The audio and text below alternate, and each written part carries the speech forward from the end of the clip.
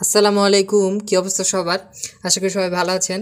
আজকে আমি দেখাবো কিভাবে জবা গাছের ডাল থেকে খুব সহজে চারা করে নিতে পারবেন। এই বৃষ্টির মৌসুমে কিন্তু সঠিক সময় বিভিন্ন ডাল থেকে চারা করে নেওয়ার। এখানে আমি একটা ঝুমকো জবা ডাল বসিয়েছিলাম আরও 15 থেকে 20 দিন আগে। দেখুন মাশাআল্লাহ কি সুন্দর ছিদ্র দিয়েও শেকড় চলে আসছে। তো প্রসেসিংটা চলুন দেখে নিই।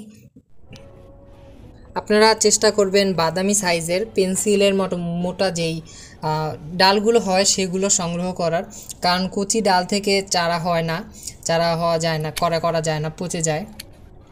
তাই আমি একটা মোটা দেখে ডাল সংগ্রহ করেছিলাম।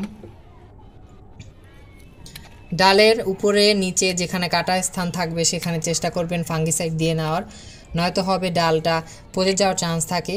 এই যে আমি শেপ মতো সুন্দর করে কেটে নিয়েছি, এখন এখানে আমি ফাঙ্গিসাইড লাগিয়ে দিব।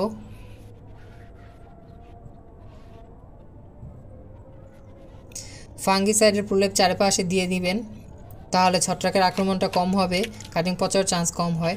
এখানে আমি লাল বালি নিয়েছি, লাল বালিতে আবার ধুয়েও নিয়েছিলাম। ধুয়ে নিলে হবে কি বালিটা পরিষ্কার হয়ে যায়, তো ময়লা বা ছত্রাক আক্রমণের ওরকম কিছু তেমন থাকে না। এখন আমি ডালটা পুঁতে দিচ্ছি। মাটি থেকে বালিতেই সাকসেস রেট বেশি হয়। 15 থেকে 20 দিন ছায়ায় রেখে দেবেন, ব্যাস কয়েকদিনে চারা